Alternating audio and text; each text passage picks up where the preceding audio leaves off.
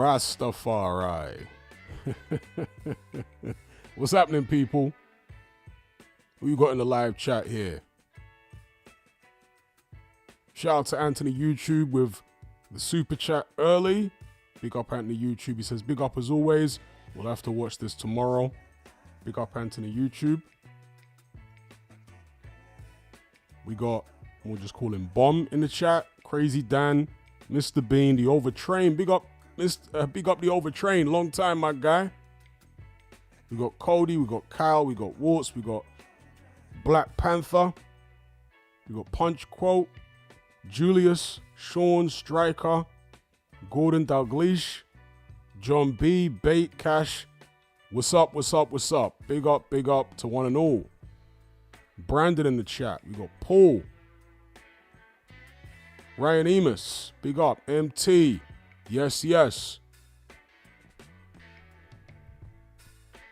Yeah, big up Rick. If everyone can stick a like on this, it'll be much appreciated in advance. Got Scrags in the chat. Yes, yes. All right, so we'll be talking about several things in this live. Obviously, there's the title of the live, but also, in addition, we'll be previewing the Shakur Stevenson-Williams Zapeda fight and some of the talk around that fight. We'll be talking about one of the fights on the undercard, which is Edgar Berlanga versus Hamza Shiraz. That's an interesting one, taking place this weekend, of course.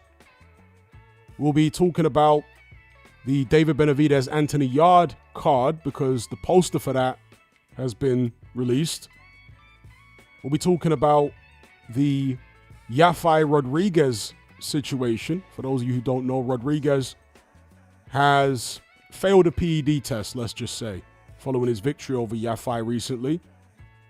And then finally, we'll be previewing the rematch between Oleksandr Usyk and Daniel Dubois. And in fact, that segues very nicely to a short plug. And that is for the film study, which I just uploaded today to my Patreon page on the boxing tier, the Boxing Brotherhood.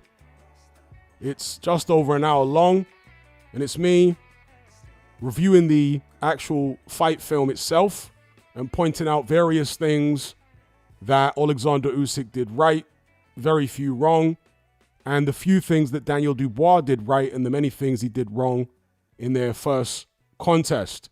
And the things which, in my view, led to Daniel Dubois' defeat specifically, okay? Because there were a number of things that he was doing and not doing which didn't help his cause, let's just say that. So check out my content on Patreon, the latest upload for the boxing tier, the Boxing Brotherhood being this Oleksandr Usyk versus Daniel Dubois film study. If you sign up on the boxing tier, the Boxing Brotherhood, you'll get access to this video and my entire back catalog of other exclusive Patreon boxing content. Anyway, plug done.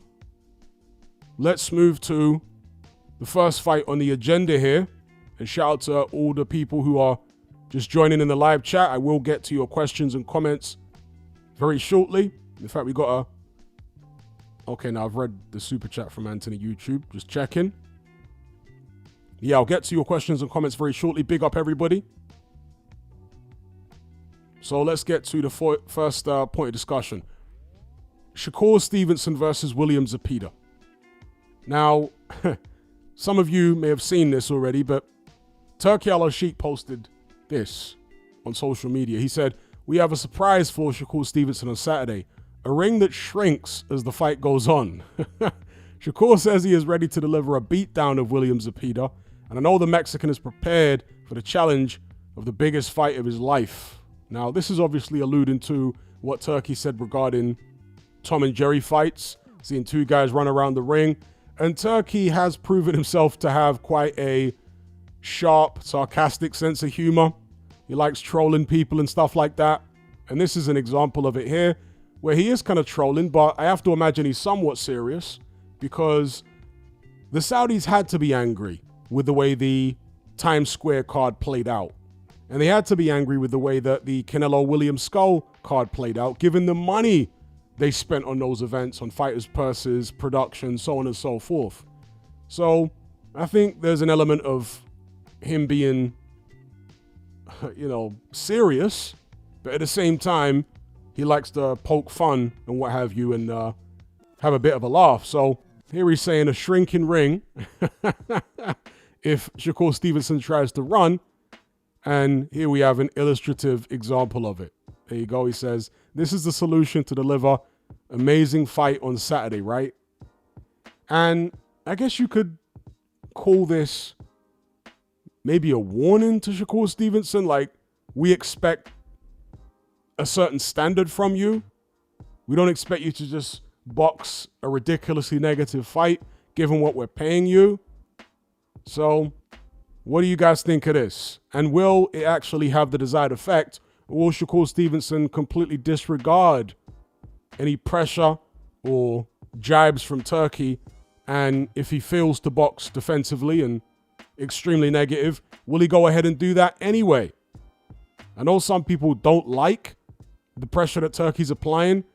Personally, I don't mind it because he, or at least the Saudis, right, the Saudi government, are the ones paying the money. In what other business do the people paying the money not get a say over the product that is produced? Boxing fans are being totally unrealistic. Acting like people who are investing hundreds of millions of dollars in boxing should not have any type of, say or influence over the types of fights that they get. In fact, if you're putting that much money in boxing, you've absolutely got a right, I want to say a right, because it's your money, to actually create some reforms within the sport, at least for your events. Boxing has always had reforms. When they introduced boxing gloves, for example, that was a reform. Because the bare knuckle Queensberry Rules fights were not like the current bare knuckle that we have today, which is short fights. Back in the days, they were having like 20 rounds, 30 rounds. It was basically fight till you drop. Fight until you can't fight no more. The way a lot of travelers still do it today. So they made the reform of introducing boxing gloves because in those long bare knuckle fights, fighters would often injure their hands relatively early on. And if you ever see the black and white footage of even the early gloved era, where the gloves were not very protective, after a couple rounds, there wasn't much action because the guys had mash-up hands and the fight is like 30 rounds or something. So they weren't the most entertaining spectacles. They used to get booed and heckled back then as well.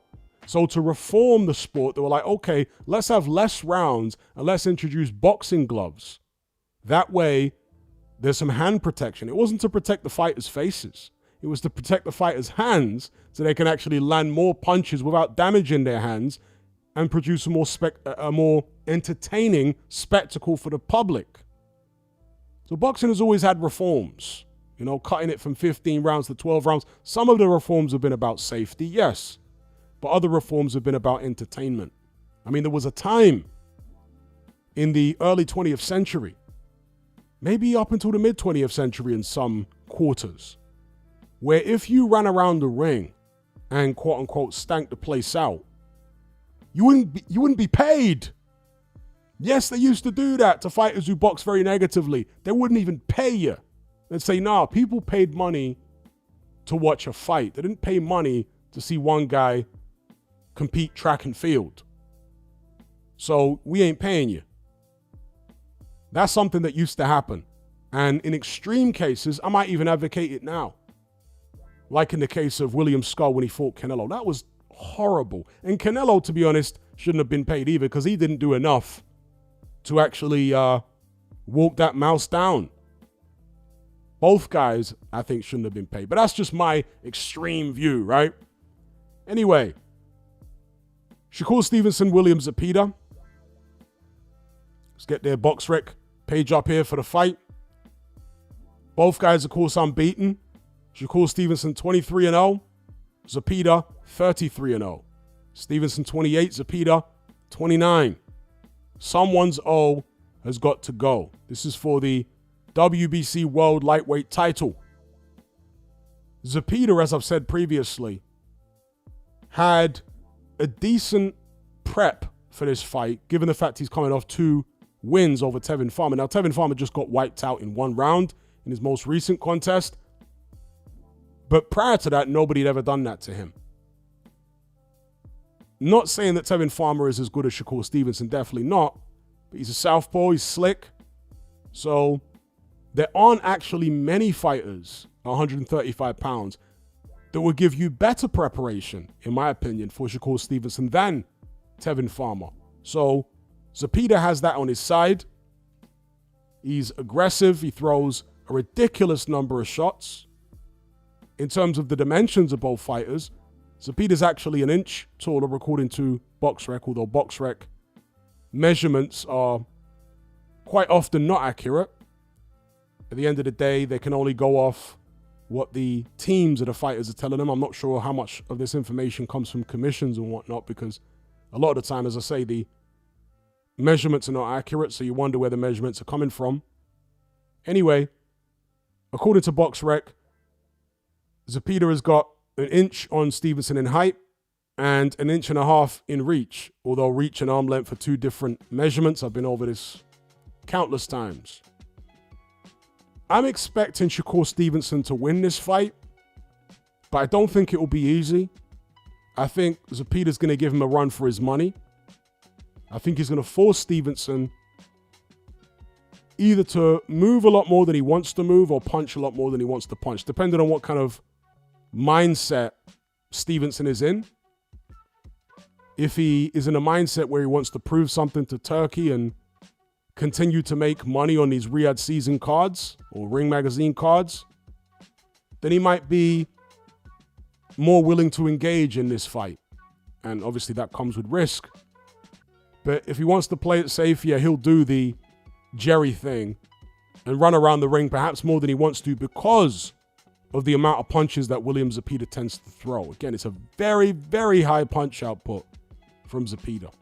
But I'll throw this over to you guys before we talk about the undercard. What do you think about Shakur Stevenson versus William Zapeda? Shout out to Mr. Luca for the super chat. He says Triple D versus Caballel. That's a very interesting fight. I would lean towards Triple D. Caballel's got that great body attack. But I think Triple D is very physically strong, although no one's ever really gone to his body before that I can recall, at least not consistently. But he's got a very powerful jab, confident right now, so pre-Usyk 2, I'd probably go with Dubois.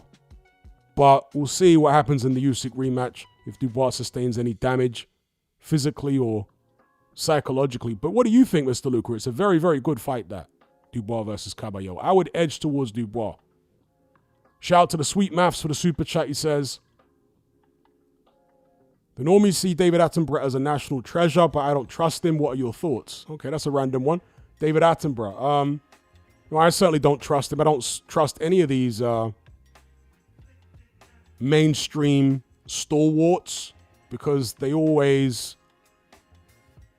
nearly always, push whatever the zeitgeist is of the day, whatever the establishment wants people to push about literally every subject matter that you could think of. They will not go against the grain. So I don't trust him with regards to that and various other agendas to do with the natural world. But on a superficial level, I used to enjoy David Attenborough documentaries. I guess he's got an engaging voice. So did his brother, Richard Attenborough, who was in Jurassic Park and whatnot. So, yeah, David Attenborough, he's passed away now, right? Or is he still going? Why do I feel like he recently passed away? Or maybe he's been thinking about the end of his life. Is that what it was? I don't know. He's very old now. He must be nearly 100 years old. David Attenborough. But yeah, on a superficial level, I did used to enjoy the Attenborough documentaries and what have you. Shout out to G-Man in the chat. Big up, big up.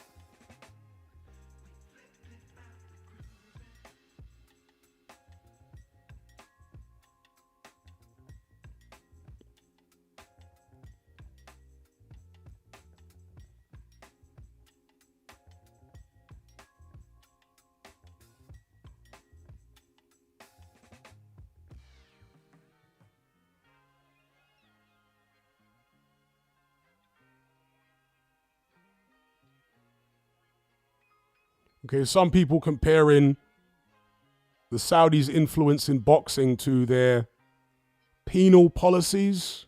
That's apples and oranges. That's like a totally different thing. So comparing those two, I don't agree with it at all. Because there have been many reformers in boxing that were not doing those things. And of course, when reforms were made in boxing, introducing gloves, they were still lynching black people. But nobody's saying, oh, it doesn't make it right. Reforms in American boxing were extreme back then, but it doesn't make those reforms right because they were also lynching black people still when they had Jim Crow. Do you know what I mean? So, nah. Nah.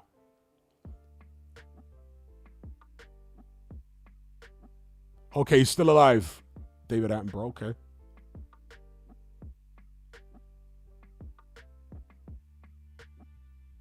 Oh, wow. The guy who was arrested in Dubai was released on a royal pardon. That's good. Although he still did quite a few months, didn't he, inside? And I think he had his sentence reduced to a year or something, was it? So, Black Dynamite says, I think Zapeda might win. Oscar knows when to strike, and I think he sees something in Shakur that Zapeda can take advantage of. He knew when to take the Haney fight for Ryan Garcia as well. Okay. We shall see. Shout out to Black Dynamite. Derek Clark says Zapeda went 22 rounds with Farmer. 22 rounds. Yeah, because that's right. One of them was a 10-rounder. The other one was a 12-rounder. But, styles make fights. I'm picking Shakur Stevenson, but a William Zapeda win, I don't think is totally out of the question. Farmer is a slick fighter.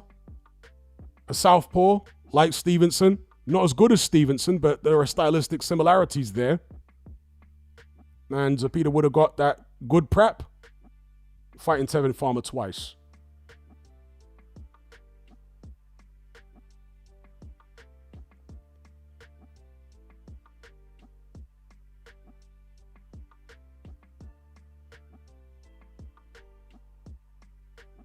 All right, so I think I can gather from the lack of comments about this fight that not many people are interested in it. Maybe they're anticipating exactly what Turkey is concerned about, which is a snooze fest, the Tom and Jerry fight. So let's move on from this one. The undercard features, amongst other fights, Puello versus Matias. That's an interesting one. We can talk about that if you guys want to chime in on Alberto Puello versus Subriel Matias. And in fact, I want to big up my guy, Boxing on the Edge, Henry, because he interviewed Juan Guzman, is it Juan or Joan Guzman, the Dominican fighter who had a lot of potential but never fulfilled it. He interviewed him about this particular contest, and it drew some very critical responses in the comments due to Guzman's, the things that Guzman said about the fight. He thinks that Puello is going to run away with it and beat Subriel Matias out of sight. This is a fight at 140 on this undercard. We can talk about that. But a fight that I'm more interested in is Hamza Shiraz versus Edgar Berlanga. I'm very, very intrigued by this fight. In fact, let's get it up here. Shiraz versus Berlanga. A lot of trash talk in the build-up. Berlanga, I don't think could be accused of being the sharpest knife in the drawer. But he's brave. He can fight a bit. He's big. He can punch. He's mentally tough. And this is quite a first foray into the 168-pound division for Hamza Shiraz, given the fact that he's coming off a defeat to a much smaller man than himself in Carlos Adames. It's interesting he's taking this fight. I'm wondering whether they've sparred in the past, because Hamza Shiraz for many years was based, as far as his training camps, in the United States. Going around all those American gyms and what have you. Have they crossed paths in the gym before? If any of you have got any info on that, I'd be very interested to hear about it. Joe Williams says Berlanga talks about the Canelo fight like he won it.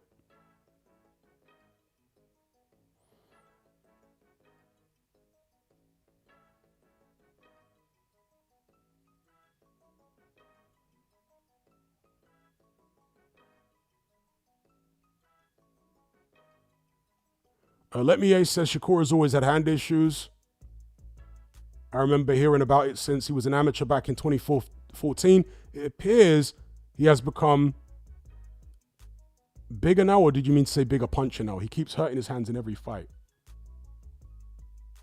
Well, hand issues can become chronic. We saw that with, well, many fighters. Paulie Malignaggi had chronic hand issues with his right hand. Mayweather had chronic hand problems, particularly when he stepped up in weight when he was fighting at welterweight. Mayweather was the one who, at first, in his early welterweight days, years, he would wear winning fight gloves. And winning are not a popular choice of fight glove outside of Japan because of the fact that they're seen as being quite pillowy and protective and therefore not as damaging on the opponent. So Mayweather was at first wearing winning fight gloves. They're very popular sparring gloves, winning, but in terms of fight gloves, they're not that popular outside of Japan. It's a Japanese brand.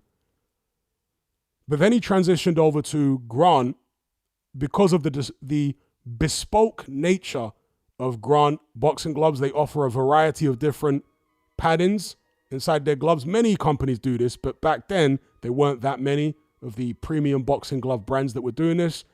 But Grant were doing it. They were offering many, many different types of padding. One of them being orthopedic padding. All right, so Mayweather was using Grant boxing gloves that had orthopedic padding to protect his hands because he had chronic hand trouble. So, yeah, many fighters are like that. And of course, Mayweather, during his welterweight years, was going the distance the vast majority of times. He was not the most exciting fighter for that reason.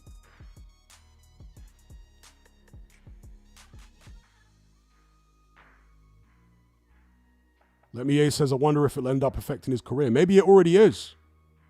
Oh, I see. I guess you mean the longevity of his career. Shout out to Carlton Palmer. Yeah, we're going to get onto the guy who beat Yafai a little bit later on in the show. I got that lined up to talk about. Cash says, I think Shiraz is being promised a Canelo fight if he won this one. Okay. That being the motivation for taking such a seemingly dangerous fight, coming off a defeat and coming off a step up to 168, or this being your first step up into the 168-pound division. Yeah, that's a very good point, actually, yes. Maybe he's being incentivized with a Canelo fight if he gets through this. Maybe it was put to him in that way, like, okay, we'll get you a Canelo fight. Maybe we can virtually guarantee you a Canelo fight, but only if you fight Berlanga in your next one. So they're matching these guys tough, and that's why a guy like, for example, Gervonta Davis, to take a little dig at him, that's one of the reasons, in my opinion, that he has been hesitant to join the Riyadh season party, because he don't want to be match tough. He wants to be able to cherry pick his way through the remainder of his career. Shout out to Ayed. He says, sorry, Hatman, I went to get a drink. Who do you think will win, Berlanga or Shiraz? I think it's a real 50-50, you know? A real 50-50. I'm kind of going back and forth on it. I can see how both guys can win. If Berlanga wins, I think he will impose... It will be a case of him imposing his size and physical strength on Shiraz. I mean, Shiraz at times was bullied by Adames, who's a very small middleweight. Berlanga is a big super middleweight. Now, you can talk about Shiraz being drained, and I'm sure he was drained, tight at the weight. But how much stronger is he going to be at 168 against the big super middleweight in Berlanga? Do you know what I mean? There's a lot of kind of questions going into this fight, a lot of unknowns, which won't get answered until the fight happens. So if Berlanga does win, I think the physical size, maybe bullying Hamza Shiraz around the ring, that type of scenario. But if Shiraz lets his shots go, which he didn't do against Adames, if he feels sufficiently energized, I think he's actually the better technical fighter. He's more neat and tidy than Berlanga. Berlanga takes a lot of risks and chances, and of course, he can be successful doing that in spots because he takes chances and trying to get his own shots off, he leaves himself open, right? But those gaps could be exploited by Hamza Shiraz. Throws good straight shots, good uppercuts as well. He's got a very good jab. So it's an intriguing one. I might have said the opposite previously, but I'm kind of leaning a bit towards Berlanga, but not by much. Again, just because of the size, and we know that Berlanga's a big, strong guy at 168 pounds. He's physical. I wouldn't at all be surprised if Shiraz got it, because again, I think he's a better technical fighter than Berlanga. And I think, although Berlanga's tough, he has been hurt on quite a few occasions and he's been down.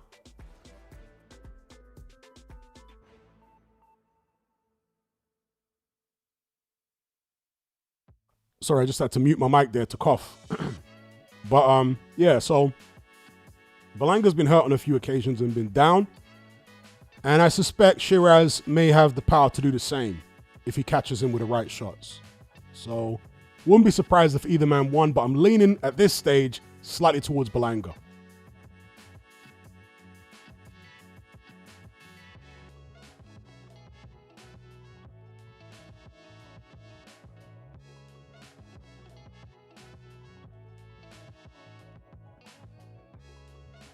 Let's take a sip of water there.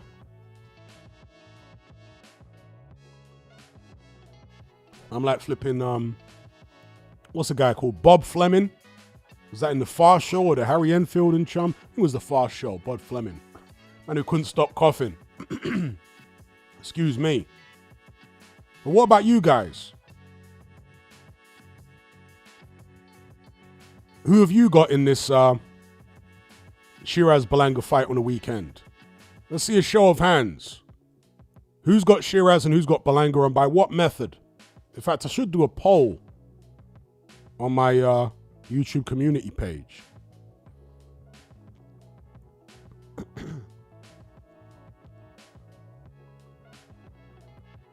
Derek Clark has got Berlanga by stoppage. Walker's got Shiraz late TKO.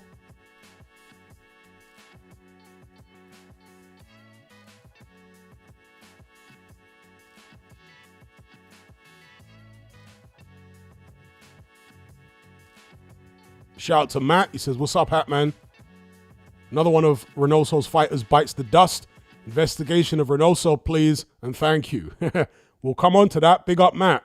We're going to come on to yet another Reynoso fighter popping for a PED. Very interesting, isn't it? Martin says Shiraz by split decision. Guzzi says Hamza. I think he sees something. Linkage says Berlanga too big, too strong. Yeah, I'm kind of leaning towards that direction as well, Linkage. I'm thinking maybe Berlanga might be a bit too physical. Carlton Palmer, same way. He says 60-40 in Berlanga's favor. KO either way. Okay, so he thinks if either man wins, it will be by stoppage. Waved says Berlanga, 9 to 12 round stoppage, but Shiraz is going to be winning until then. Yeah, Shiraz got a very nice jab. Keeps things neat and tidy. Doesn't like to waste shots. Cash says, people call Shiraz a weight bully, but the guy is super skinny, literally skin and bone. He seems like the type of guy you can bully. Well, again, case in point, Adame is a much smaller fighter, kind of bullied him in spots. So if he was trying to be a weight bully by boiling down to 160, it wasn't really working. At least it didn't in his last fight. Mr. Luca with a super chat. Big up, he says, Triple D TKO late versus Caballero. Yeah, I kind of see it that way as well. Either a Dubois victory on the cards if he was to fight Caballero right now, or maybe even a late TKO. Yeah, I see that as well. But that's pre-Usyk too. We'll see what happens in, a week and a half's time when they run it back, Dubois and Usyk. But big up, Mr. Luca. Big up, Matt. He says, Shiraz overrated, nothing special, just very big. He's where he is because of Turkey. He's not world level, in my opinion, nor is Berlanga, though. So who have you got in the fight, Matt? Have you got Shiraz or Berlanga winning that one?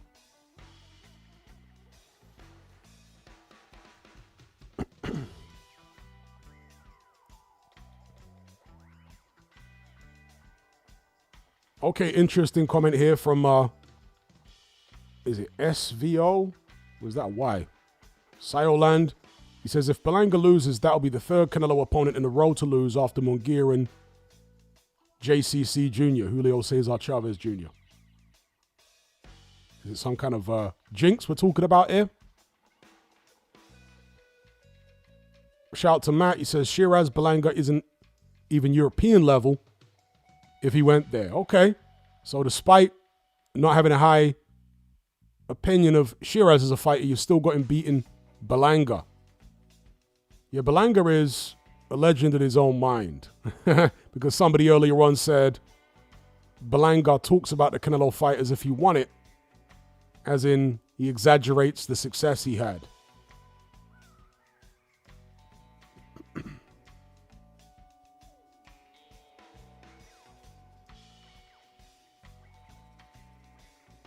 Ayed says, I think Oscar was hilarious today. Haven't heard what Oscar said. What did he say?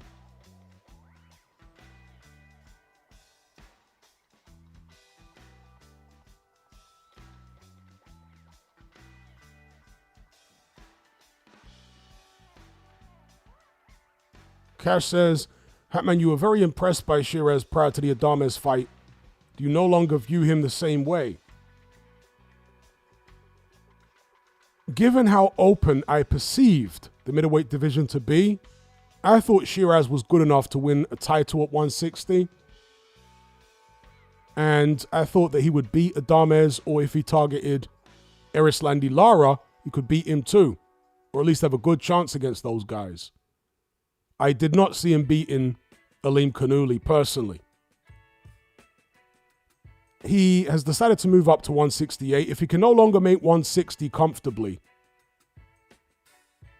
or maybe he never made it comfortably, but if he can no longer make 160 and be effective, I'm not as optimistic about his chances at 168 as I was at 160, because he doesn't have as much of a size advantage.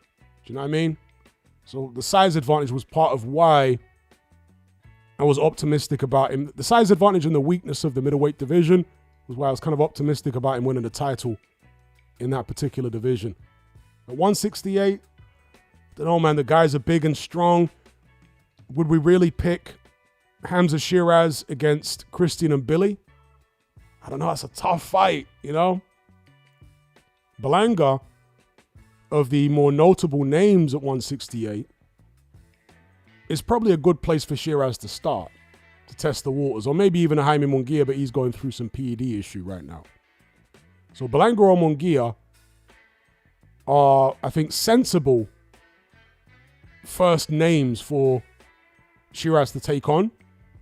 But what would have been more sensible would have been to have some lower level fights at 168 first, just to get accustomed to the size, the power, the physical strength, etc. of these bigger guys.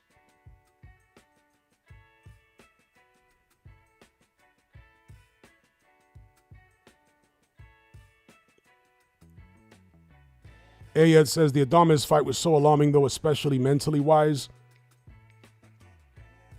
Yeah, he didn't fight with any kind of real drive, you know? Especially once he started getting outworked and outlanded.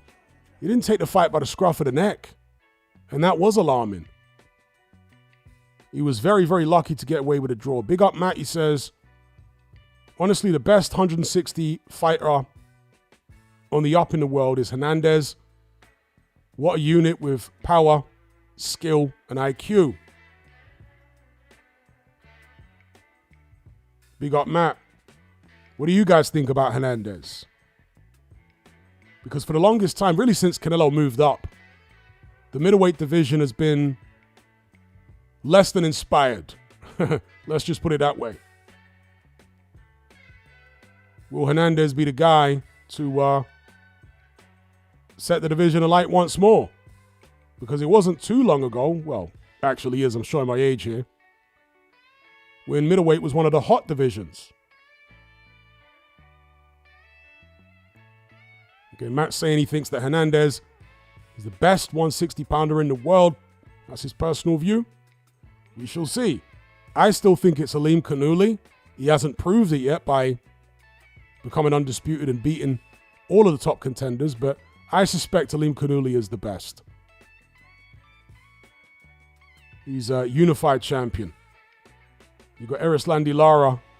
How old is he? 45? Still hanging on to a belt at middleweight, fighting quite infrequently.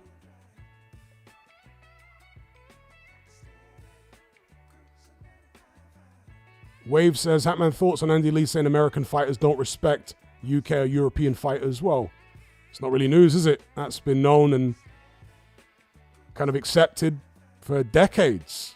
That's how American fighters have always been. They've always had this perception that UK and European fighters are mentally weak, fragile, but it's just a perception. It's just a perception because there have always been British fighters that have as much heart as the bravest American fighters you can ever think of. And that's mainly what it is. The skill aspect, yeah, Americans think they're superior when it comes to skill as well, but it's more so the mentality. They think that British and European fighters are soft, basically. And there may have been a time, I want to say up until, let's say, the 80s, when I would have agreed that the majority of American fighters were tougher than British fighters at that time, because it was a different environment that they were coming out of in the 70s and the 80s. There was a lot more fair ones, you know? People were fist fighting still in the ghettos of America. Today, nah. I mean, it's more of a bully culture now rather than shooting a fair one. The fade and all that. And when it comes to boxing, a lot of the British fighters would buy into the mythology behind American fighters coming out of these real tough ghettos. And they would say, oh my God, he's from this real tough ghetto. I can't beat him because do you know what I mean?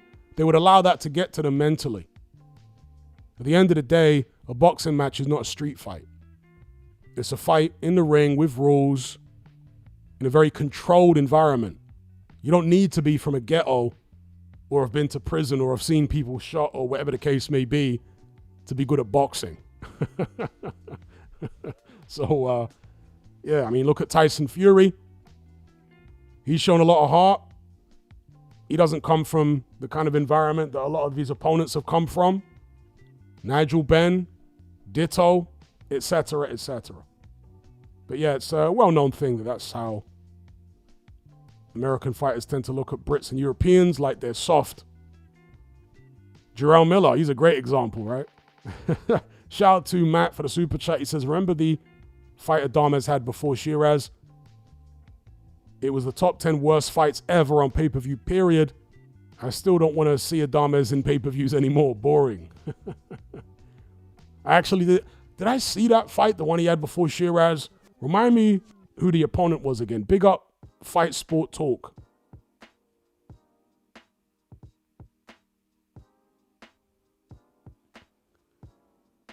Foxy Bingo says, if Shiraz wanders into a brawl, I think he gets taken out. But if he can create a long-range boxing match, then I give Berlanga virtually no chance. Yeah, if he can get Berlanga on the end of that jab, and Berlanga doesn't have a great defense. Berlanga is susceptible to getting hit with straight shots at long range, and Shiraz is the taller, rangier fighter here. But again, my suspicion right now is that Berlanga will be able to impose his strength, his physical strength and power on Shiraz. And that's why I'm leaning towards Berlanga to get the win. Shout out to Jake. Bite Size Boxing says, the worry is how out of ideas Shiraz looked as soon as Adames started throwing him a bit of head movement. Yeah, but you make a very good point. That is a big worry. Shiraz doesn't deal with head movement well, evidently. Berlanga, of course, doesn't have that kind of head movement, or at least he hasn't shown that kind of head movement to date in his career.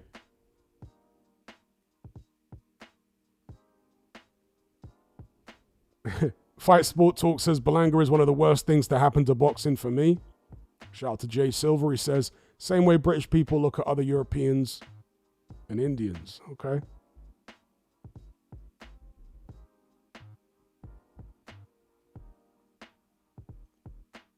Shout out to Adam for the super chat. He says, Tyson versus Lewis in their primes. Tyson versus Lewis in their primes is obviously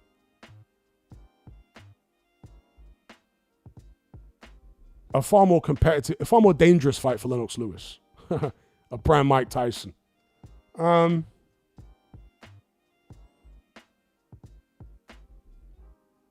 want to say I edged towards Lennox Lewis slightly on points over prime Mike Tyson, but that's a tough fight. Prime Tyson versus Lewis is a tough fight. Prime Tyson was so fast on his feet, fast with his hands.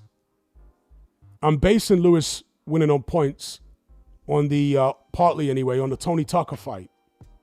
Tony Tucker was able to, with one hand, because he broke his right hand early on in the fight, and he was able to go the 12-round distance with a prime Tyson with a broken hand.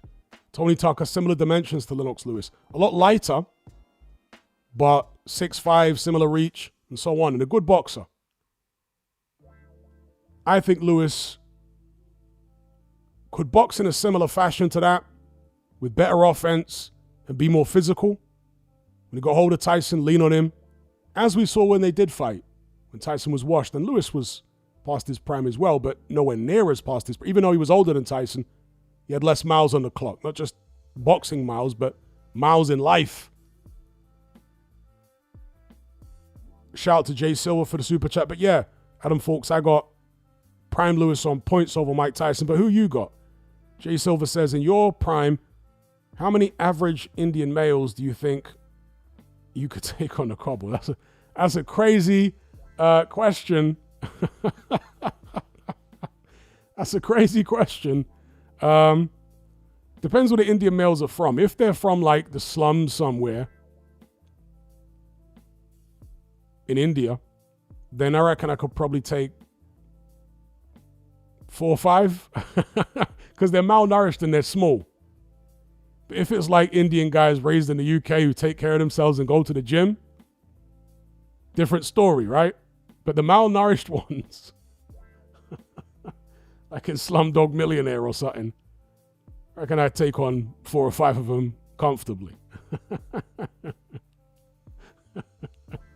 Shout out to Jay Silva for that random super chat. Shout out to Matt. He says, good news, Berlanga doesn't move his head or jab.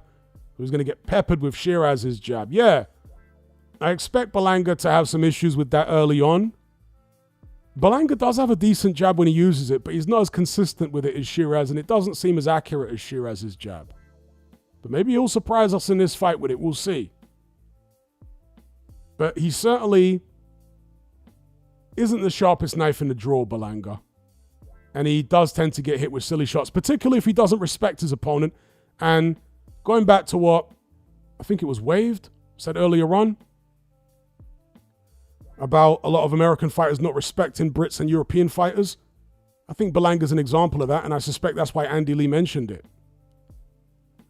And that could play against Berlanga in this fight if he really thinks that this is just some Euro bum who's going to go in there and do whatever he wants with. If he has that kind of attitude and no respect for Shiraz at all, he could walk onto something, even if it's just a jab, a consistent jab. So I definitely take your point, Matt, with that comment. Shout out to Matt for the super chat.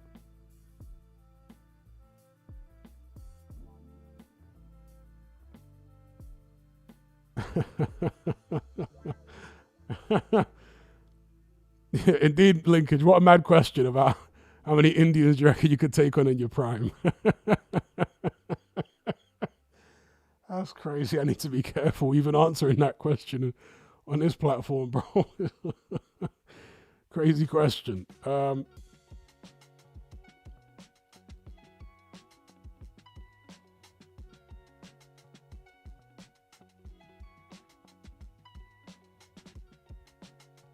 Well, that's another thing. A lot of Indians who are Hindus are vegetarian, right?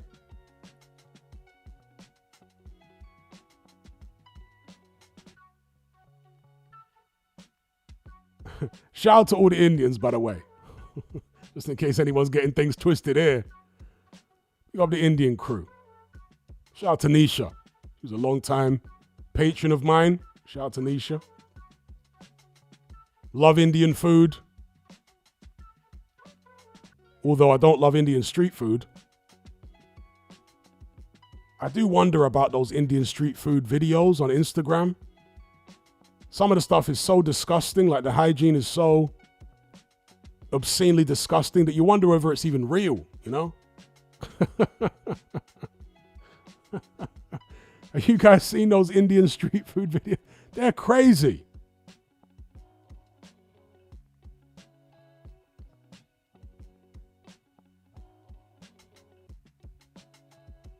Guzi says that's why it's called street food. But, you know, Indian food generally is amazing. I love Indian food. Love it. It's fragrant. They got so many different dishes. Yeah, I love Indian food.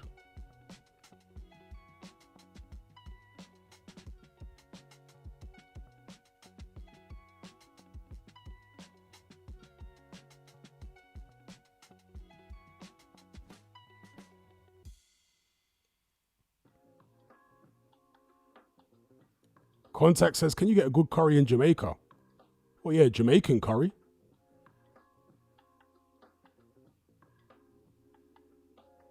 Joe Williams says, yeah, them Insta videos are scary. They're proper scary, bro. They're proper scary. I'm wondering about the authenticity of them because they're that scary.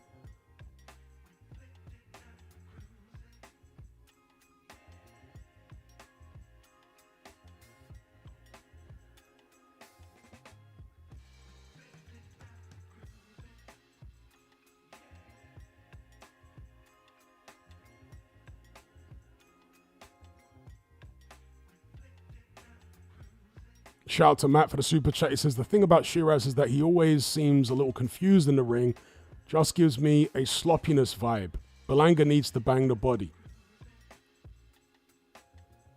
I think the issue with Shiraz that you're alluding to is down to the lack of natural athleticism. Shiraz is not a particularly athletic fighter.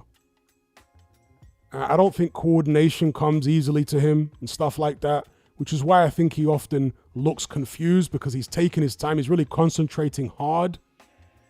I think that's what it is. He's not an athletically gifted fighter. So he really has to concentrate on what he's doing. He's concentrating on keeping his form together, on his distance and all this type of stuff. And he has that look of intense concentration on his face most of the time rather than relaxation. So yeah, I personally think it's a lack of natural athleticism for Shiraz.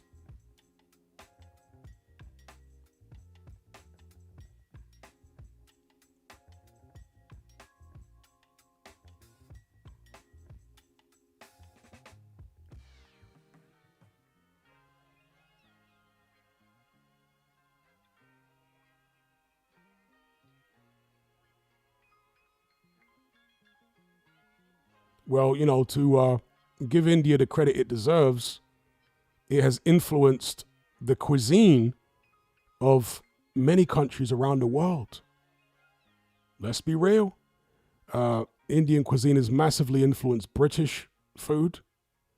It's massively influenced Middle Eastern food. It's influenced East African food. All throughout East Africa, places like Uganda even. There's a massive like Indian influence on their cuisine. And the influence that they tend to have on the cuisine of these countries, in my view at least, for my taste, is a positive influence, you know?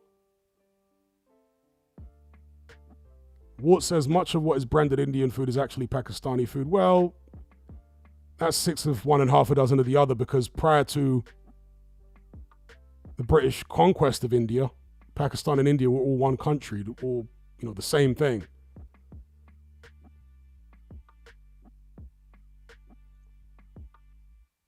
Pakistan is a new nation, right? Anyway, let's move on from the Hamza Shiraz Berlanga fight. Let's talk about one of the other fights here. Of course, Oleksandr Usyk versus Daniel Dubois. We will also talk about Benavidez Yard, that card, and the Yafai Rodriguez situation. But let's first of all address Oleksandr Usyk versus Daniel Dubois. Will it be repeat or revenge? Let me know what you guys think. I personally think it will be repeat, but I suspect that the fight's going the distance this time, with Oleksandr Usyk getting his hand raised and maybe some criticism from certain quarters that he's maybe starting to show signs of wear and tear and decline. Shout out to Danny for the super chat. He says, behold Atama's chin. White's left may crack it. We shall see, Danny. But can he get that shot off before he gets cracked? That is the question. And if he does land a shot, does it have the same power on it that it used to?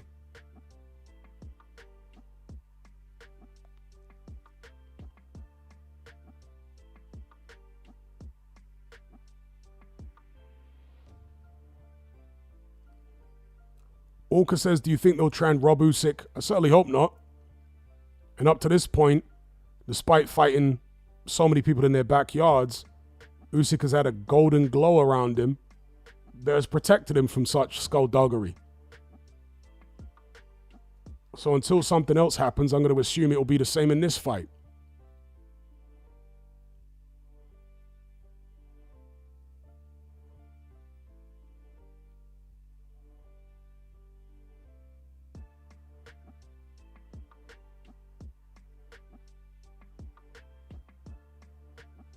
Kayvon Green says, if White wins, I would say Moses was the biggest hype job ever.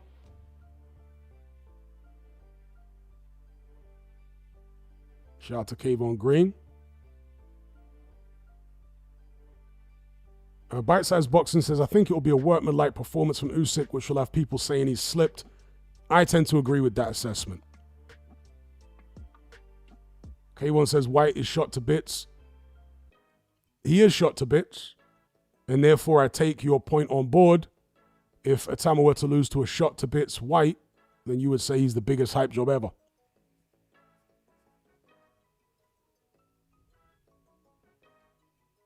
Jay Silver says, White won't win. I'm not even sure a prime White could beat Atama. I personally don't think he would beat Atama or prime White, but he'd have a much better chance.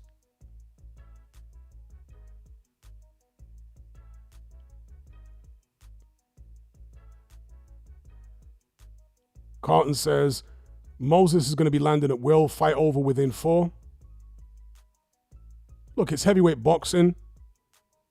As I've said previously about White versus Atama, it wouldn't be Mike Tyson, Buster Douglas if Dylan White won. At the end of the day, Atama's still a prospect. A prospect losing to a former world title challenger who's fought some of the best fighters out there, that's not some massive, historic, mind-blowing upset.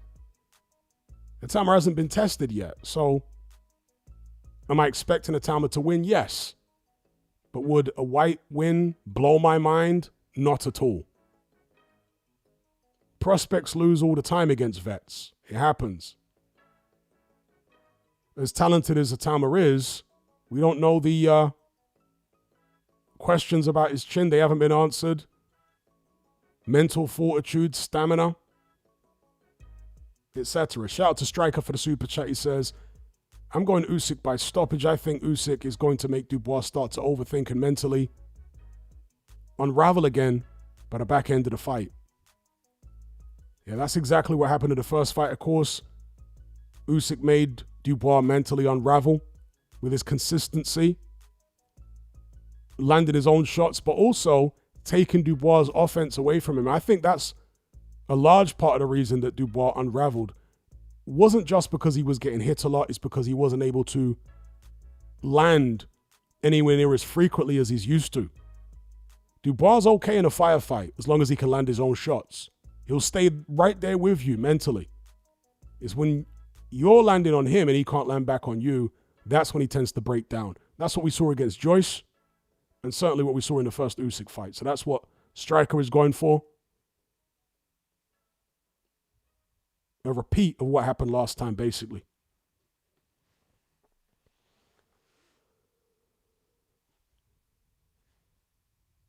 Ali says, mark my words, they will rob Usyk. In fact, I'm so confident I'm putting money on it. Dubois by dubious decision. Okay. That's quite a shout. Big up Kayvon Green. Says, this is going to be one of those fights that remind us that as we age, things are taken from us. Being reminded of my mortality isn't my idea of a fun night. You might be right. And I'm kind of leaning in that direction as well. But I still think Usyk's going to get the job done. Even if he doesn't look like vintage Usyk, I think he'll get the job done. And if he doesn't look vintage, I think that'll be the perfect time. In fact, I think he should have bowed out before this. I don't think he should have taken this rematch, to be honest. I don't think he needs to. But if, as I'm expecting, it's a tougher fight for Usyk than the first one, but he still comes out victorious, that's the time to walk away. Whether or not he will remains to be seen, because boxing is so addictive. You look at some of these guys who were riding the crest of a wave, great old fighters. They were unbeaten for so long, and they just couldn't leave it alone. When it was clear that they had started to decline and defeat was very much on the horizon, they could not leave it alone.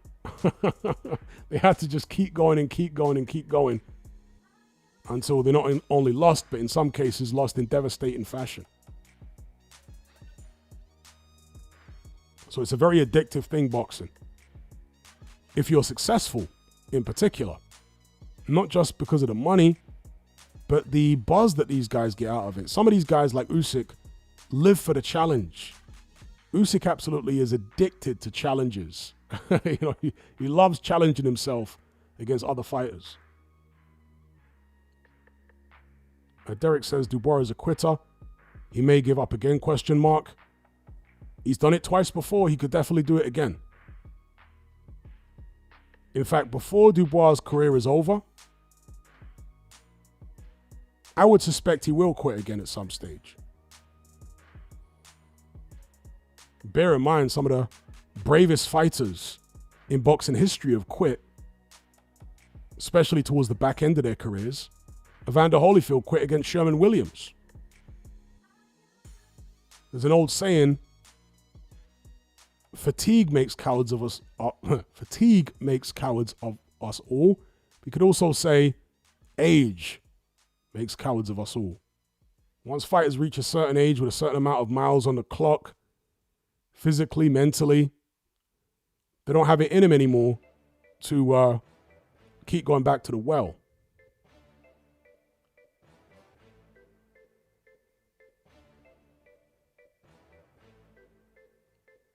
Linkage says at cruiserweight, could Roy Jones beat Usyk? That's a real interesting fight, but I don't think so. I want to say Usyk would win even that one, but it's a very interesting fight. Shout out to Fight Sport Talk. He says, I feel Dubois' chance is a puncher's chance. Technically, he has not improved. Yeah, I don't think there's much difference with Dubois technically. It's more so the momentum he's got mentally. One technical improvement they could work on, and they might have been working on, or a couple actually, which I pointed out in my Patreon film study of this fight, which was just uploaded earlier on today. This is it here. You can access it via the boxing tier. No contract, no commitment, cancel at any time.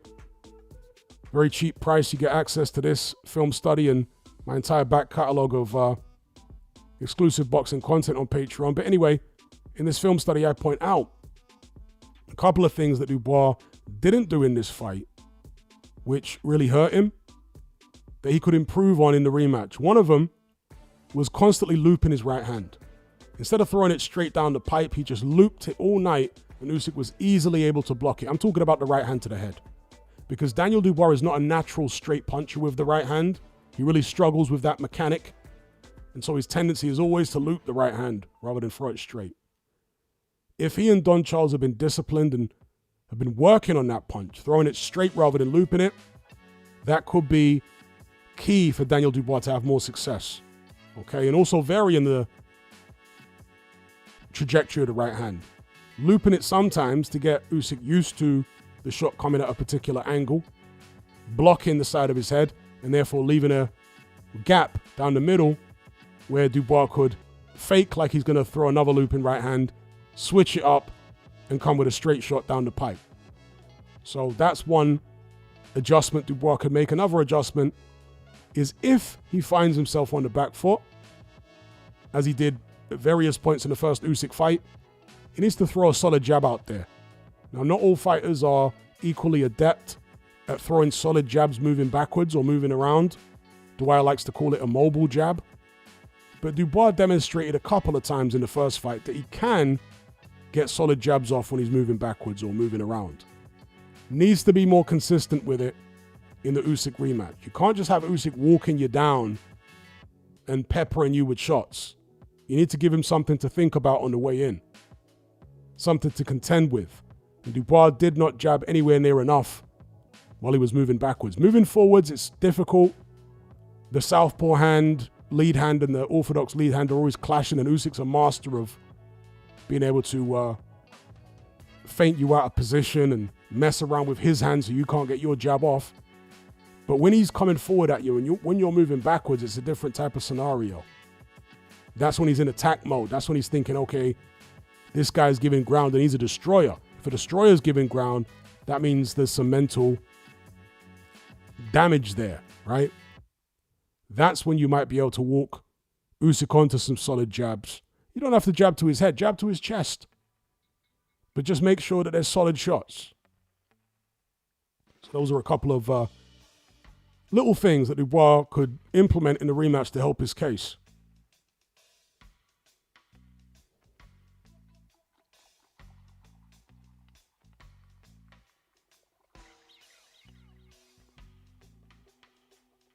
Shout out to King over there in Sweden.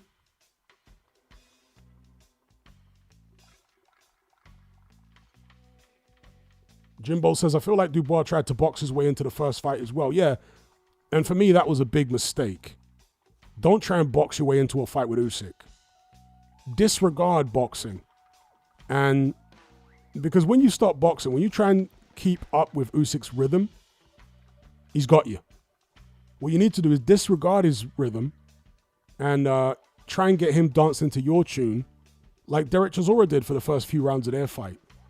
Usyk, if we can compare him musically to, I don't know, some kind of swing music or something, right? Derek Chisora came in like heavy metal. He came in like death metal. That's the tune that he was getting Usyk to dance to, is death metal. Crash, bang, wallop. That's what Daniel Dubois needs to do. That's what all these big heavyweights need to do, but they all get sucked into Usyk's game, where they think that somehow they're going to be able to stay with him in a boxing match. It's like Usyk has a hypnotic quality about him, you know? He hypnotizes you in the ring.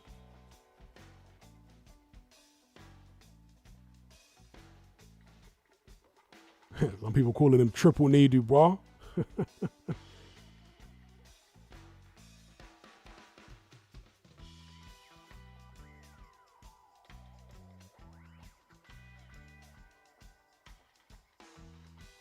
I think J2K summed it up pretty well there. He says, Dubois is a fighter that thrives off being able to bully his opponent. Once a fighter like Usyk is able to move around and not be a sitting duck, make Dubois miss, he loses all ambition and gets broken down. Can't argue with that assessment. That's certainly what happened against Joyce and against Usyk first time.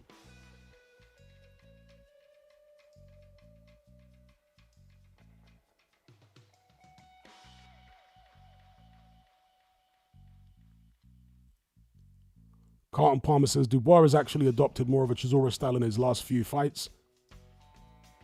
He has, albeit against orthodox opponents.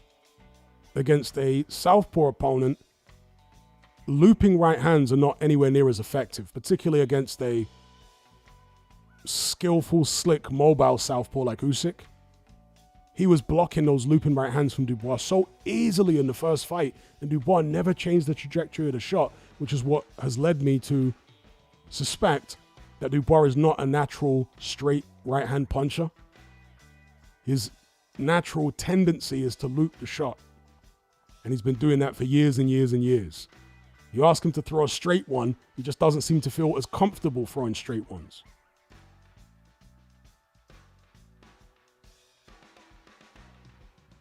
And when you do throw a looping right hand, because of the way that the angles line up with a southpaw and orthodox, maybe that's what Kayvon Green is alluding to there, more space, more in an open space stance. I'm not sure if he's alluding to that, but there is more space between the target, when you're throwing a right hand, between the target and your fist when you're fighting a southpaw, as opposed to when you're fighting a fellow orthodox fighter. You're basically leaving yourself open as you go into no man's land, trying to throw a looping right hand against a side-on slick southpaw. You need to straighten the shot. Gets there quicker. Travels a shorter distance, right? The shortest distance between 2 points is a straight line. Dubois throwing a curved line.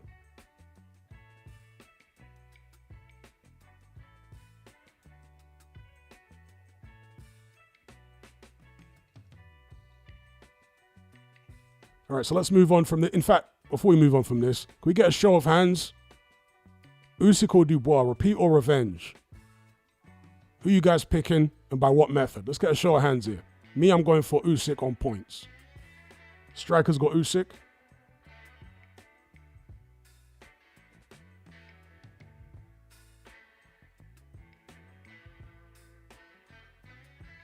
Kayvon's got Usyk, but won't be pretty.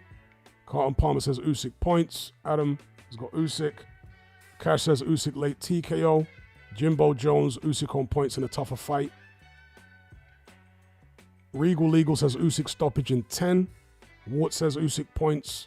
Lemmy Ace has got Usyk stoppage. Devin has Usyk on points. Jay Usyk on points.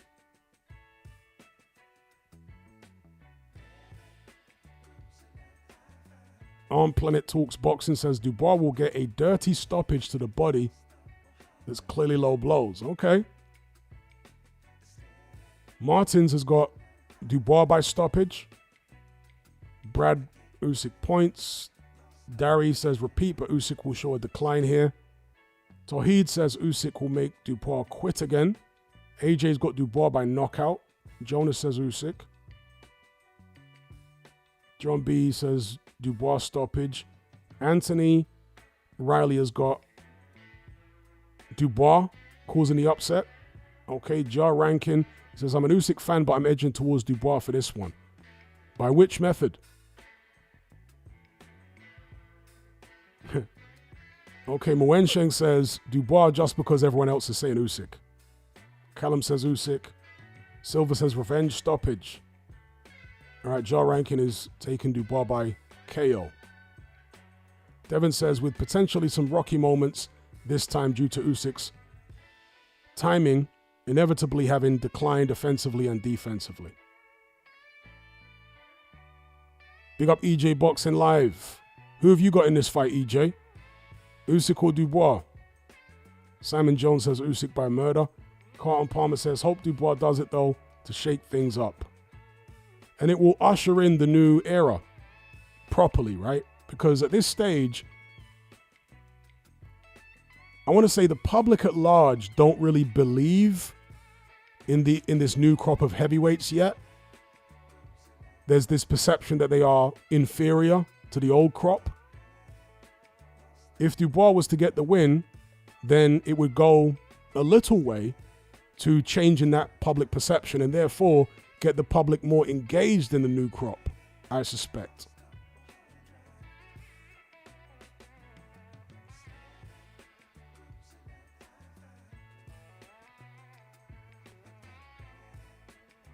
Little Jacob has got Dubois by stoppage.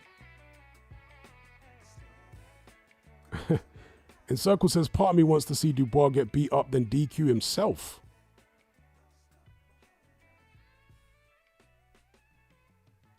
EJ says, I was at Don Charles's gym today. Triple D looking super fit. Will not be an easy fight for Usyk. Usyk by points, but Triple D will be there all 12 rounds. That's how I see it as well, EJ. I see it being a tougher fight than the first one, but I've also got Usyk winning this one on points. And if that scenario plays out, that really would be a good time for Usyk to call it a day, hang the gloves up undefeated, because I think he's reached the point of diminishing returns. I don't think Usyk can enhance his legacy anymore if he continues fighting. I think he can only start to damage it. Callum says, I've picked against Dubois in his last 3 fights, and I wouldn't be shocked if he proves me wrong again. Regal Legal says, Usyk will pepper Triple D's body just to prove a point. Yeah, he might. He's that kind of guy. Usyk is exactly that kind of guy who likes to prove a point. Anyway, let's move on from this fight and talk a little bit about this card here. November 22nd. A&B Arena. Night of the Champions. You've got Benavidez against Yard. Haney against Norman. Mason versus Noakes. Rodriguez versus Martinez. What do you guys think about this card? I'm particularly interested in Benavidez versus Yard because I think stylistically it's almost guaranteed to deliver. I expect Benavidez to win, but Yard will make an entertaining spectacle of it.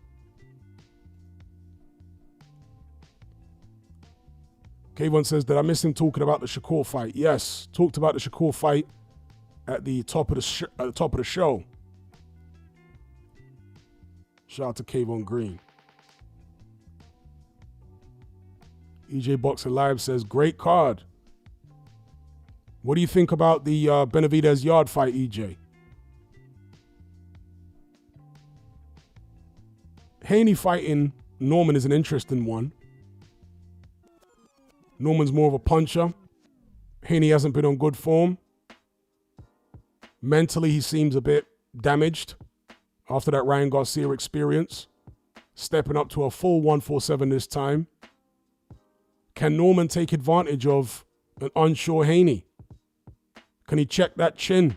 He's coming off a great knockout win, Norman, against a Japanese opponent who wasn't up to much, but still.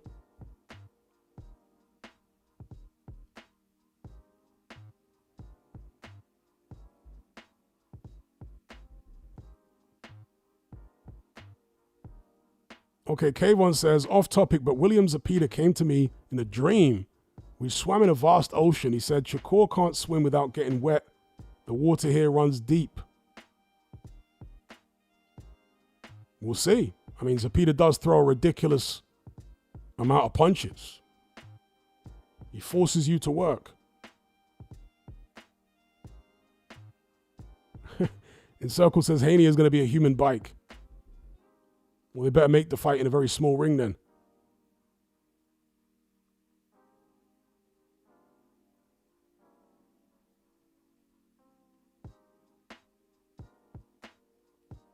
Darius says, I don't know why, but Yard is going to have his punch from the gods moment and KO Benavidez here. Okay, that's a bold pick. Who's everyone else got for this Yard Benavidez fight? How do you see it going? How do you see it playing out? Who wins by what method? EJ Boxing Live has got Brian Norman knocking out Devin Haney and Benavidez late stoppage over Yard. Yeah, I reckon Benavidez either a UD over Yard or late stoppage. And it's not that Benavidez is necessarily a massive puncher at 175. Certainly not a Beterbiev puncher. Probably not even a Kovalev puncher, and Yard's been in with both those guys. It's the fact that he hits you so consistently. And he's a lot more active than Kovalev, and I'm talking about in the ring. Active, throws a lot more punches. He's more high volume than either Kovalev or Beterbiev. Stays on you, hits you with everything, hounds you. And Anthony Yarde, I don't think, has shown the greatest gas tank in the world, especially when he's forced to work at a pace. I can't count him out completely, but I'm going Benavidez, comfortable UD or late stoppage.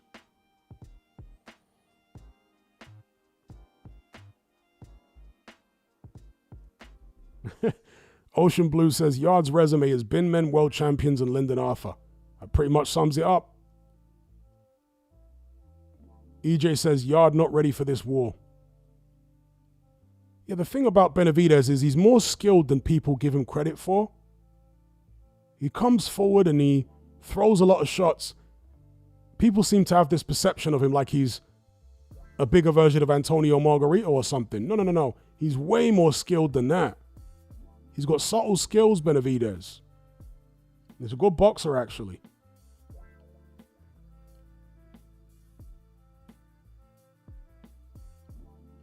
Silver says, I see a Benavidez decision, to be honest.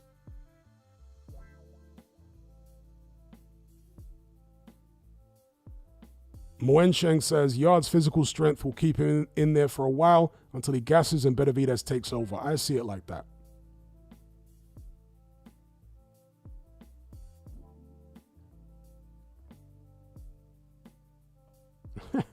Encircled says, what happens if Duke McKenzie and David Haye pick the same guy to win? And Striker says, the world ends.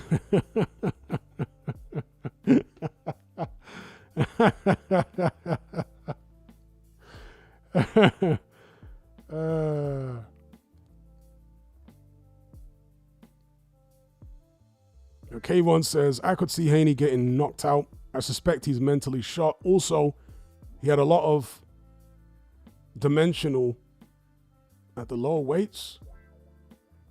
I don't think he has the same physical talents to compete past lightweight. Okay, I guess you mean the size of him helped him in the lower weights, whereas at 147, he doesn't have that size advantage.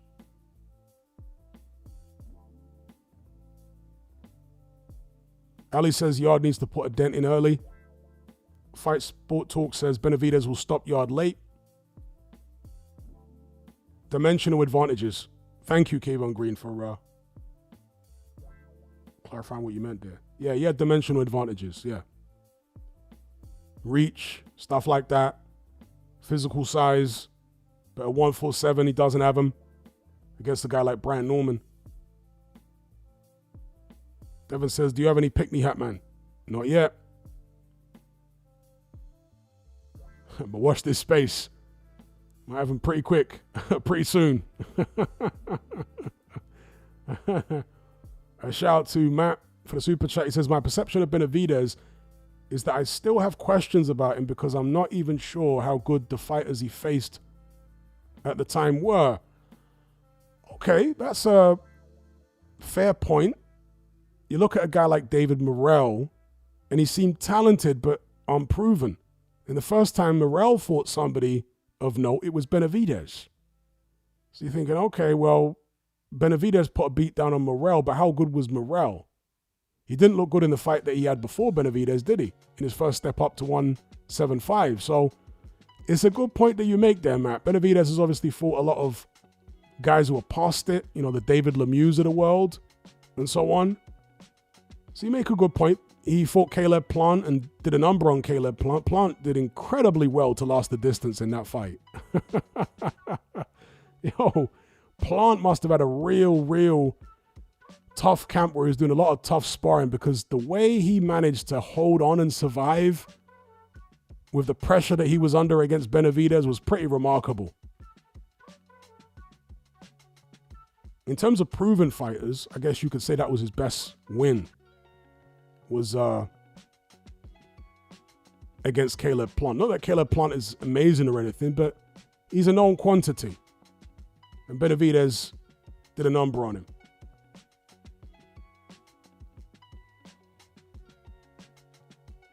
Jimbo Jones says they had a personal beef, that's why he stayed on his feet. Yeah, maybe. Maybe.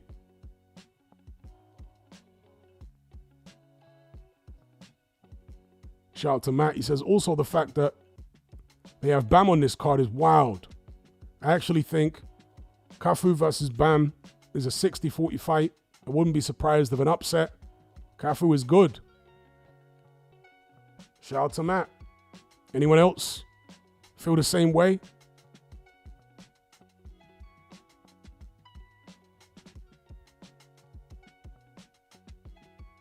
Niall Murphy says, Haney stinks out the full joint every time.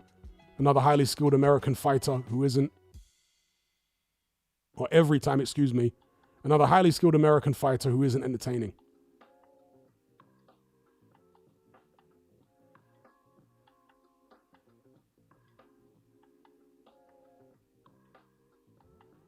Fee Khabib says, Cubans fight way too amateur. No machismo over there. They all fight the same, can't stand up and have a tear up. Well, the vast majority of them, yeah, that's true. There are a few exceptions. There have been some offensive-minded Cubans. You could say Luis Ortiz is kind of offensive-minded. Certainly some of the light heavyweight Cubans. One of them was Yuneski Gonzalez. You guys remember him? He was aggressive. Of course, at cruiserweight, you've got Dorticos, who was all about letting his hands go and getting involved in slugfests. And there was another Cuban fighter at 175 pounds. His name escapes me at the moment. He fought Andre Ward and many others. But generally, yeah, Cubans tend to be negative fighters. Shout out to Matt for the super chat. He says, the person Cafu beat, Tanaka, was more prime than almost all the fighters, and personally had a better resume than Sonny Edwards. Matt there alluding to Bam's victory over Sonny Edwards.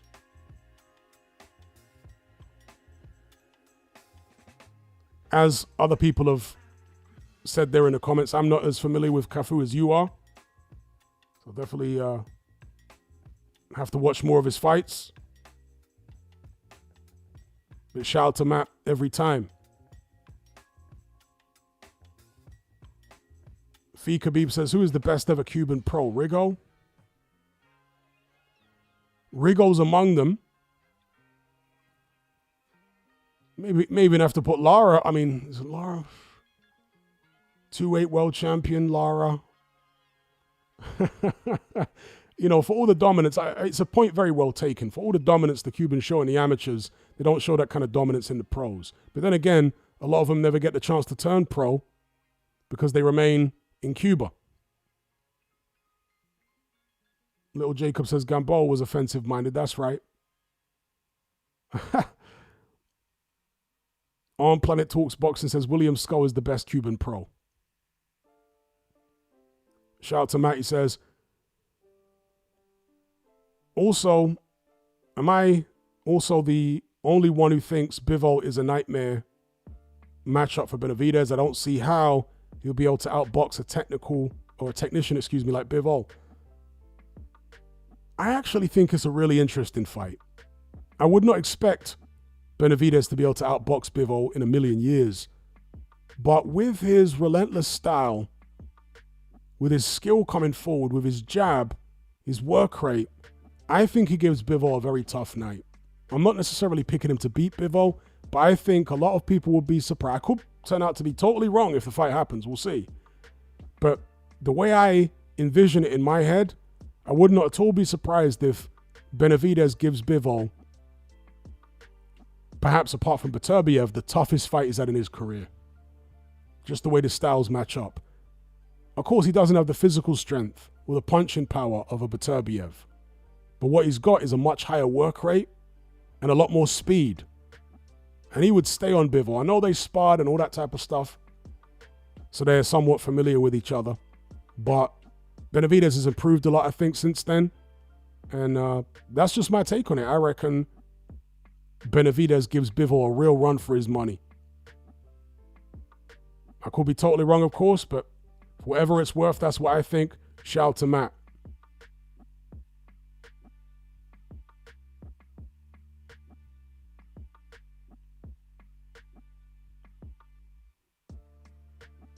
Shout out to Jan.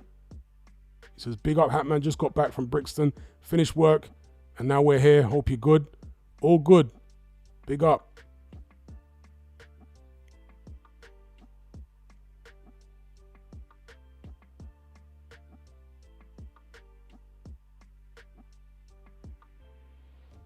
Matt says, I think Yard could give Benavidez trouble.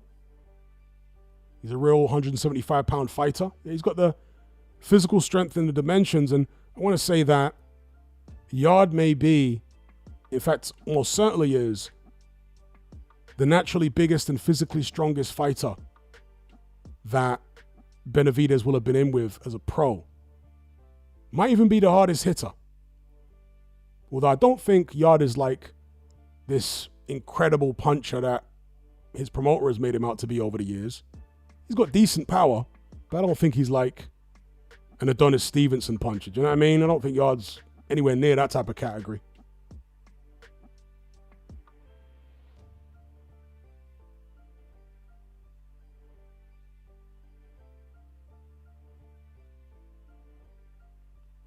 Okay, Darry makes an interesting point. He says, Benavidez is great, but I think I guess you meant to say can be slept with sneaky shots he can't see. Well, we've seen Benavidez wobbled a few times. He got wobbled against Morel.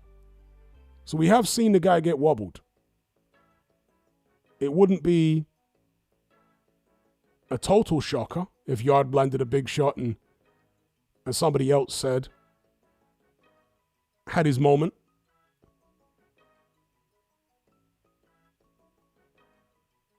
Matt says everyone has gotten wobbled by Morel, though. All right, let's move on from this one then, this card. So the final bit of news here. And that is Galal Yafai, after losing to Francisco Rodriguez very recently on a 12-round UD. And he did very well to survive the distance in that fight. Rodriguez has subsequently... Actually, I've got the wrong Yafai up here. What am I doing? Have I? No, it's the right Yafai. I was thinking I got the wrong Yafai. There are like 3 Yafai brothers. It's the right Yafai, excuse me. Against Rodriguez.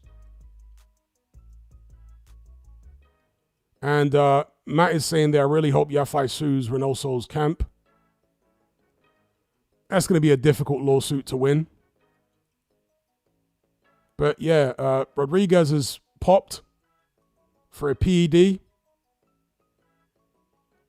Another either Reynoso fighter or former Reynoso fighters, because some of the fighters who have popped haven't been with Reynoso at the time that they popped. Indeed, Carlton Palmer, it was a real beating that Yafai took. And as people keep saying, we hope we never see this day. But perhaps it's inevitable. When a fighter gets seriously injured or even loses their life, and the opponent that did it to them tests positive for a PED, that will cause a major uproar in the sport.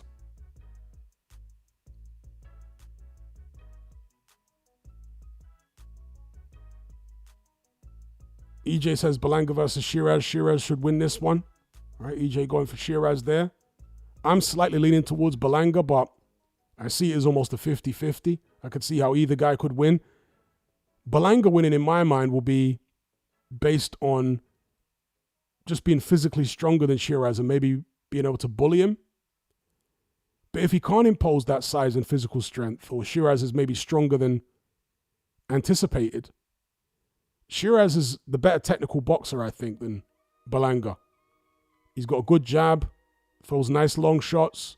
He can shorten the uppercuts on the inside, goes to the body. So I see it as nearly a 50-50. I'm just slightly leaning towards Berlanga because of the size. I'm obviously not talking about height and reach here. I'm talking about body mass. My perception is that Berlanga is, well, he's definitely a bigger fighter than Shiraz is used to fighting, because he's been at 160. And I think he was at 154, wasn't he, early on in his career, Hamza Shiraz?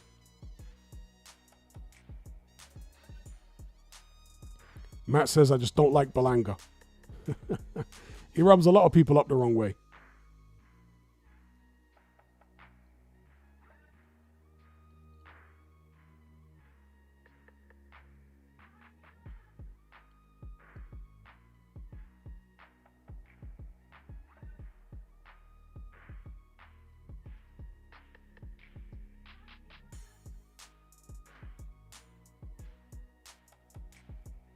Jay says, Berlanga said Shiraz is soft because he's from the UK.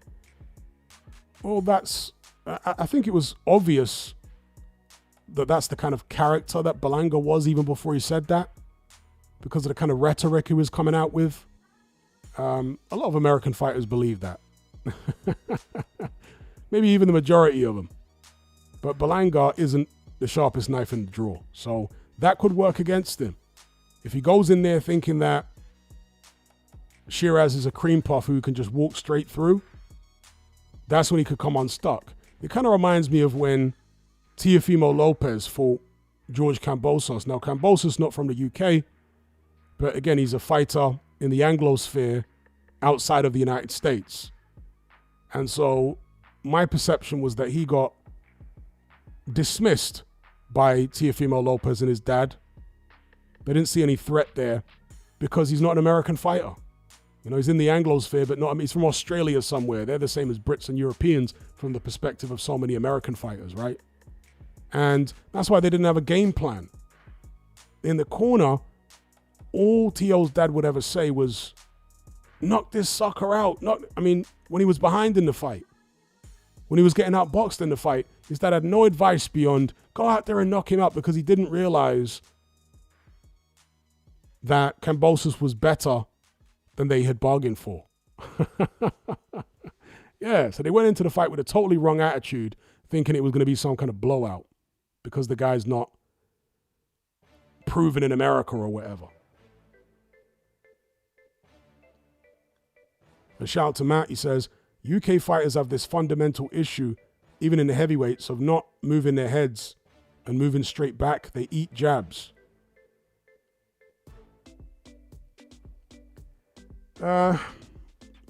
Tyson Fury doesn't have that issue. Some UK fighters have the issue, but others not. I mean, AJ eats jabs. You could say Dubois eats jabs.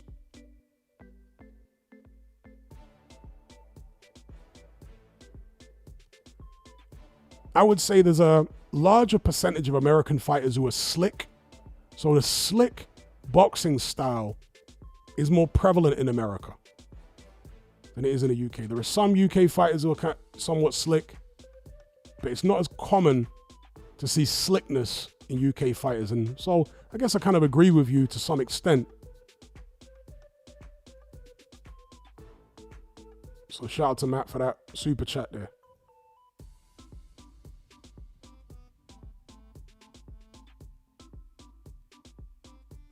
Jimbo Jones says, England boxing referees get onto fighters who dip their heads too low. Yeah, that's been the case for the longest time in amateur boxing.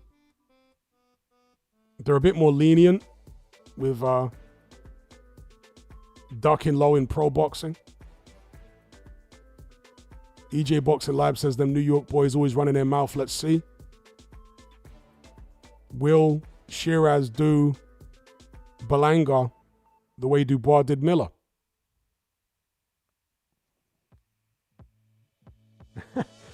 Ali says, Tank Davis paints his nails, Devin Haney wears pearls, and Garcia goes to therapy. They all sound soft round there.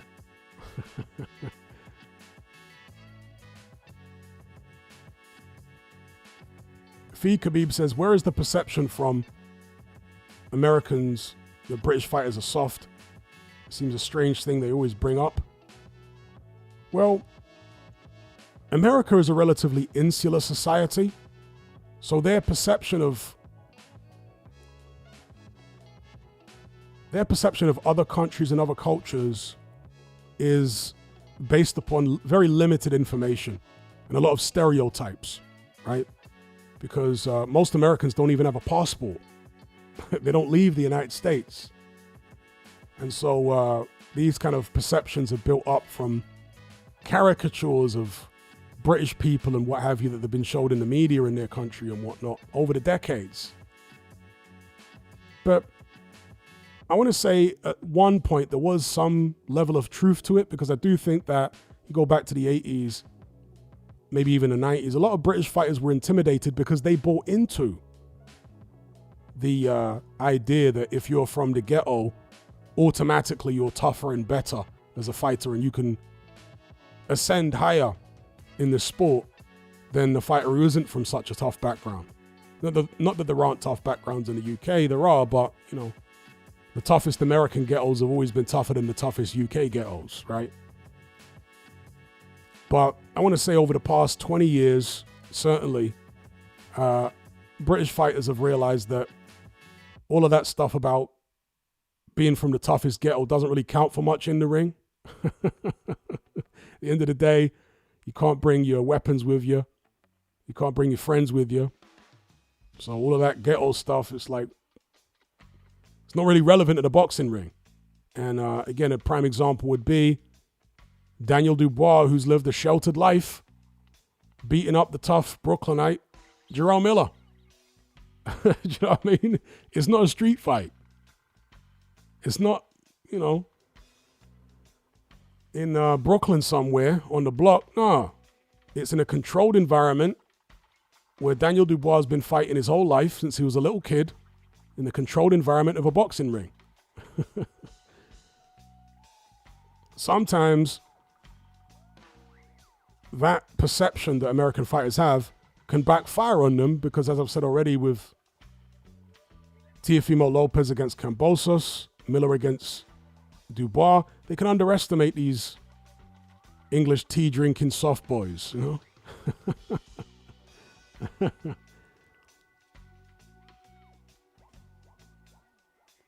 Dr. Wu, I completely agree with you. Bruno got somewhat spooked by Witherspoon. He did. He did.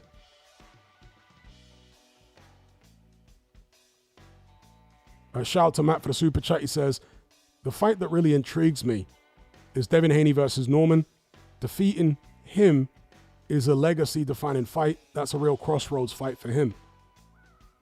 Are you talking about Norman or Haney with regards to it being legacy-defining? Because Brian Norman really hasn't beaten anybody, so it would be by far the biggest scalp on his resume. For Devin Haney, beating Norman would be, I want to say, a return to form because he hasn't looked good in his past couple of fights. And yeah, it would be another achievement for him, becoming a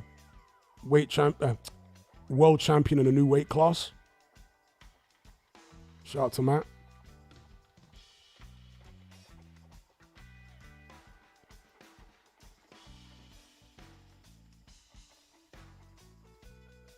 Okay, Matt's talking about Haney, saying that would be a career-defining win for him.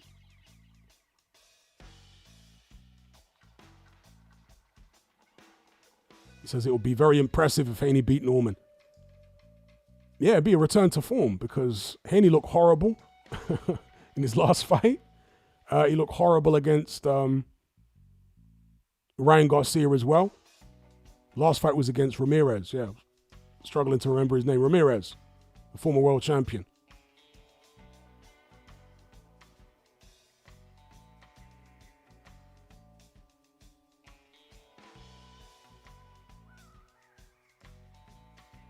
Darry says, Montana Love tried it with those tactics, quit once and got stopped the other. Yeah, he did try those tactics against, who is it that beat him? Montana Love. It was it an Aussie fighter or a Kiwi fighter?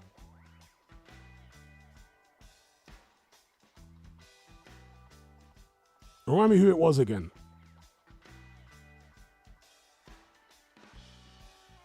Liam Parrow is the one who beat him, right? But who's the Aussie fighter that nearly beat him and didn't get the result? Wasn't it like a no contest or something? What was the one before Liam Parrow? Or am I mixing up fighters here? But I'm sure he fought another Aussie before Liam Parrow.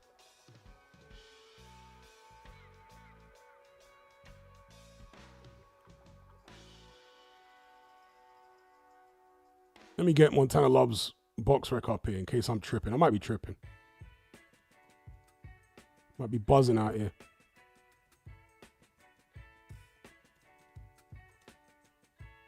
Because he had a very close shave in one fight. And then he went on to lose. Steve Spark. Yes, it was another. Was he Aussie or Kiwi? An Aussie. Yes. The Steve Spark fight. Montana Love started unraveling in that fight. And then Liam Parrow knocked him out in his next fight. So it was a pair of Aussies And yeah, Montana Love was laying it on thick about being from the hood in Cleveland and this, that, and the other. These guys are soft.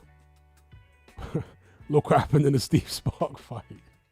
And then in the Liam Parrow fight. So, you know, boxing is not like on the streets. It's a controlled environment. Now, Wallace says, final prediction, Hatman, for which fight are you asking for my prediction for? Fee Khabib says, Kambosos is a total bum. I think that's harsh.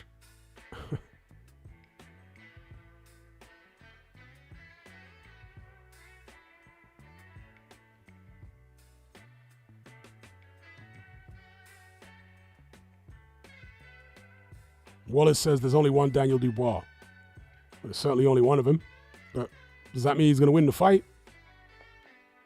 I think it will be tougher for Usyk than the first fight was, but I reckon Usyk gets it done on points.